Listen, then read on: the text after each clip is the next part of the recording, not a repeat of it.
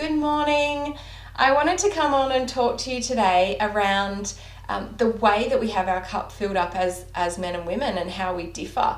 It's incredible once we actually understand the differences, some of the small differences between men and women, we can greater see how our partner actually works and why they require different things to us.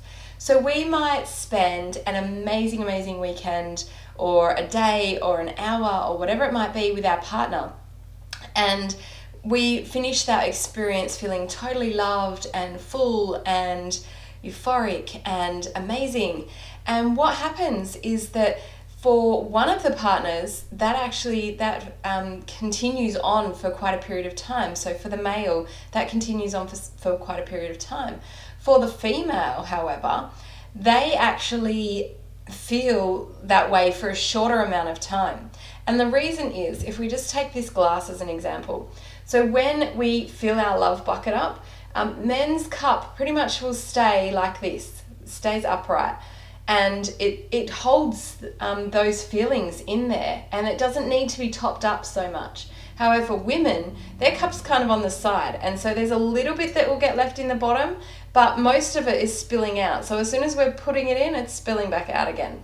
And so that is the reason why men and women differ so much in what they actually need to stay, to keep that feeling of fulfillment within a relationship. So as I was saying, if we have an amazing weekend, we're adding to that cup all the time. The men will retain what's in that cup for so much longer than the women whose glass is kind of on the side. And so that starts spilling out. And what that can result in a relationship is man going into the place of, like, we've had this beautiful experience and feeling so loved and full, and then the woman in the short period after wanting more of those types of experiences. And what happens is that the man is just left feeling, well, we've just had that experience. Why wasn't that enough? Why am I not enough? And so we get into that battleground, I guess, of the woman wanting more and the men thinking, I've already given you all I've got. I'm feeling fulfilled. Why aren't you feeling fulfilled as well? And it's not that we weren't fulfilled as women in that time. It's just that it actually empties out a lot quicker than the males.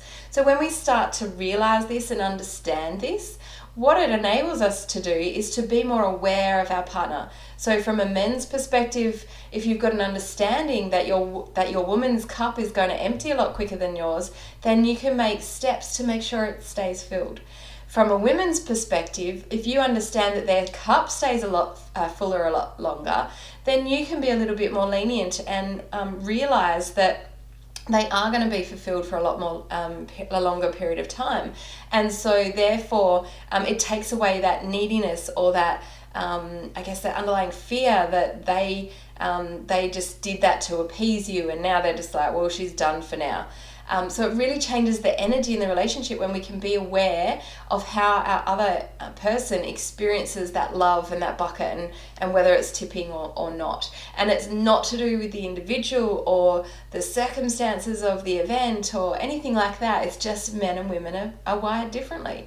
And the more we understand about how we're wired differently, the better we're going to be able to experience these types of things in our relationships. So I hope that has helped.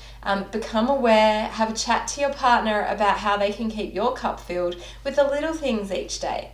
It doesn't have to be a big, beautiful experience that fills your cup. There can be little things that really fill your cup. So having that conversation with your partner will really help you discover what that is together and be able to keep that cup a lot more filled. So remember, in sex, love and life, always stay true to you.